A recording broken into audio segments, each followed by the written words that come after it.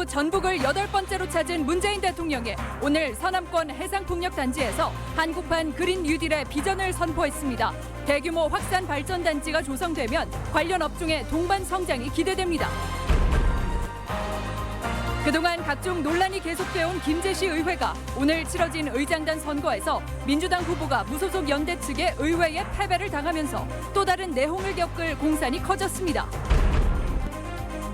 도서관에서 대출받을 수 없는 도서를 동네 서점에서 빌릴 수 있도록 정읍시가 희망 도서 대출 서비스를 선보여 호응을 얻고 있습니다. 안녕하십니까. 전주 MBC 뉴스데스크입니다. 문재인 대통령이 오늘 전북을 8번째 방문해 전북의 바다에서 한국판 그린 뉴딜의 첫 사업이 시작됨을 알렸습니다. 서남권 해상풍력단지에는 2028년까지 14조의 사업비가 투입될 예정이어서 재생에너지 산업과 지역경제 활성화가 기대됩니다. 먼저 유룡 기자입니다. 푸른 바다 위로 풍력발전기 날개가 힘차게 돌고 있습니다. 부안격포에서 18km, 고창 90호에서는 10km 떨어진 서남의 해상풍력단지. 문재인 대통령은 오늘 이곳 발전단지를 찾아 한국판 그린 뉴딜의 비전을 선포했습니다. 2030년 세계 5대 해상풍력 강국으로 도약할 것입니다. 10배 수준인 12기가와트까지 확대하는 지난해 3,718억 원을 투입해 완료한 1단계 실증 사업에 이어 2022년부터 2028년까지 14조를 들여 풍력발전기 약 200대 2.4기가와트를 추가로 설치하는 시범 확산단지를 추진한다는 겁니다. 2.4기가와트는 석탄 발전으로 치면 5기 규모로 224만 가구에 전기 공급이 가능합니다. 전라북도는 이곳 해상풍력단지를 그린 뉴딜의 중심지로 조성해 한국판 뉴딜을 선도한다는 비전을 밝혔습니다.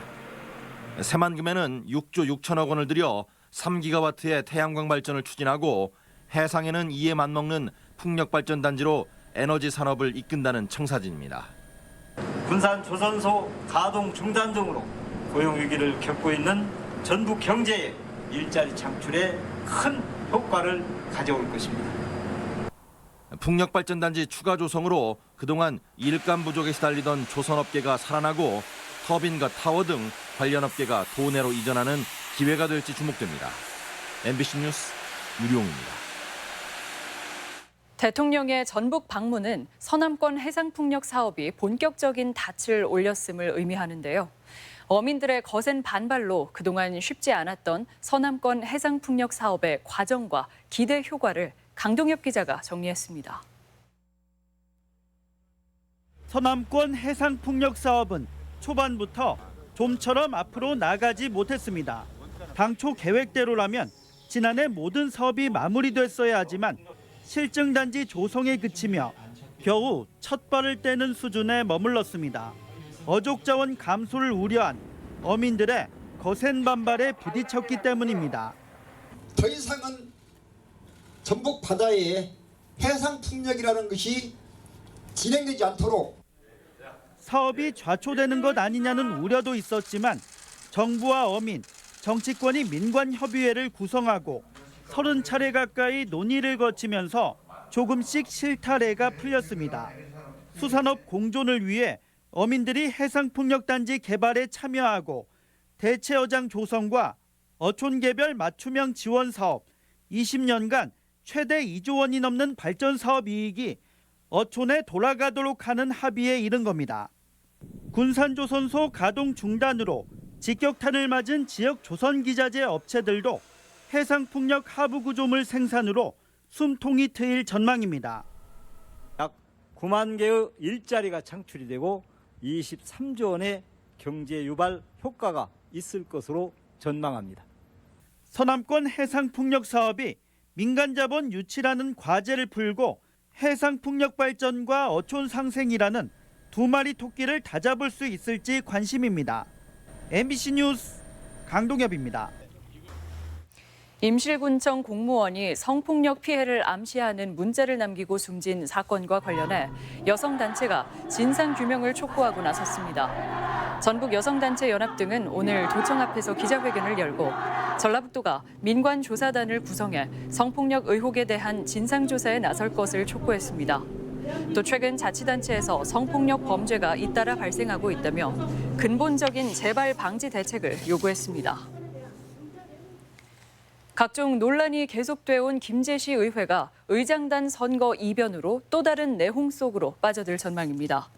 김제시 의회 의원의 과반을 차지하고 있는 민주당은 오늘 치러진 의장단 투표에서 김봉남 후보가 무소속 연대 온주현 의원에게 7대6으로 패하고 부의장은 물론 상임위원장 자리도 잃었습니다.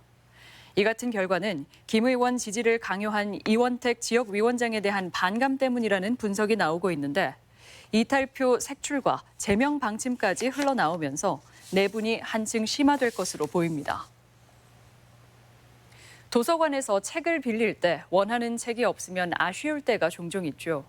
정읍 씨가 시민들의 독서를 권장하기 위해 도서관에 없는 책은 직접 동네 서점에서 빌릴 수 있도록 해 호응을 얻고 있습니다. 마재호 기자입니다. 정읍시 시기동에 사는 김선희 씨.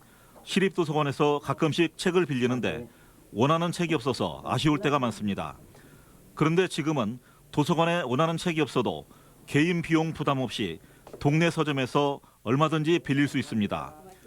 정읍 씨가 시내에 있는 서점들과 협약을 맺고 도서관에 없는 책을 빌려주고 있기 때문입니다.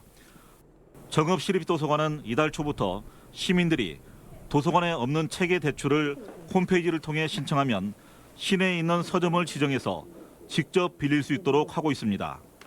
반납하러 이불로도 도서관을 가야 되는데 집 근처 서점으로 오다 보니까 반납하기도 좋고 대출하기도 좋고. 전에는 도서관에 없는 책을 대출받을 때는 행정 구매 절차 때문에 시간이 오래 걸렸지만 서점에서 직접 빌리면서 시간이 크게 단축돼 원하는 책을 바로 읽어볼 수 있게 된 겁니다. 도서관에 희망도서를 신청할 경우 짧으면 한 달, 길면 2달에서 3달 정도가 걸리는데 이 서비스를 시행하고부터는 빠르게 하루에도 바로 보실 수도 있고. 시민 한 명이 빌릴 수 있는 책은 한 달에 3권, 열흘간의 대출 기간이 지나면 서점에 반납하면 됩니다. 또 서점에 반납된 책은 도서관에서 매입해주고 있기 때문에 서점 운영에도 큰 도움이 되고 있습니다. 침체된 지역 서점의 입장에서는 경제적으로 많은 도움이 되고 있습니다. 일반 시민들이 직접 서점에 와서 책을 더 가까이 할 수 있는 계기도 된 것 같습니다. 희망도서 바로 대출 서비스 사업인데 시작한 지 보름 만에 하루 10명 남짓의 시민들이 이용할 정도로 호응을 얻고 있습니다. MBC 뉴스 마재호입니다. 가파르게 상승하던 전북 혁신도시 인구가 안정화 단계로 들어섰습니다. 호남지방통계청에 따르면 전북 혁신도시 인구는 조성 초기인 지난 2014년 15,300여 명이었지만 지난해 말 기준 26,900여 명으로 75.7%가 늘었습니다. 지난 2017년까지 급격한 증가세를 보인 혁신도시 인구는 40대가 21.6%로 가장 많고 60대 이상이 8.7%로 가장 적은 것으로 조사됐습니다. 급변하는 미디어 환경에다 최근 코로나19 사태까지 겹치면서 지역 방송은 침체되고 존립 위기마저 겪고 있습니다. 하지만 지역민의 목소리를 대변하고 지역성과 다양성을 구현하는 지역 방송은 지역 분권의 시대에 더 소중해지고 있습니다. 전문가들은 지역 방송 위기를 심화시키고 있는 현재의 불공정한 광고 수익 구조를 개선하고 광고 규제도 완화해야 한다고 입을 모았습니다. 이승섭 기자입니다. 지난 2018년 기준 전체 지역 MBC 광고 매출액은 1,300억여 원. 7년 전인 지난 2011년과 비교해 60% 급감했습니다. 하지만 방송통신위원회가 각 지역 방송사에 지원하는 방송통신발전기금은 한 해 1억 원 남짓에 불과합니다. 경영 악화에 방송 플랫폼이 다양해지면서 지역 방송 종사자 수도 줄고 있고 이에 컨텐츠 경쟁력이 약해지는 악순환 속에 지역 방송의 근간은 흔들리고 있습니다. 지역민의 목소리를 전하기에 너무나 작은 포션밖에는 없고 그 재원이나 인력이나 모든 것이 부족한 상태입니다.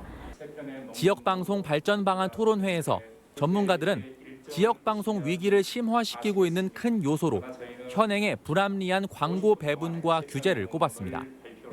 본사와 지역사의 광고를 결합 판매해 수익을 배분하는 비율이 지역사에 불리하게 책정돼 있고 지역사는 가상 광고 등 새로운 형태의 광고 수익을 전혀 배분받지 못하고 있다는 겁니다. 지역방송 광고의 결합 판매 비율을 상향 조정하도록 지역과 키 방송사의 광고 협약서를 변경할 것이 요구됩니다. 또 현행법상 심의 규정 등 각종 규제가 지나치게 많아 지역 방송사에 2중, 3중의 옥죄로 작용하고 있다며 이를 완화해야 한다는 지적도 제기됐습니다. 광고의 유형, 광고의 형태를 좀 단순화시키고 그렇게 단순화되어 있는 내용들을 결합 판매 또는 방송사의 협찬 방식에 대한 자율성을 부여하는 겁니다. 전문가들은 대기업 광고 일부를 지역 방송에 의무적으로 주는 제도를 만들고 의료 서비스 등 현재 방송 광고가 금지된 분야도 어느 정도 허용해야 한다는 의견도 제시했습니다. MBC 뉴스 이승섭입니다.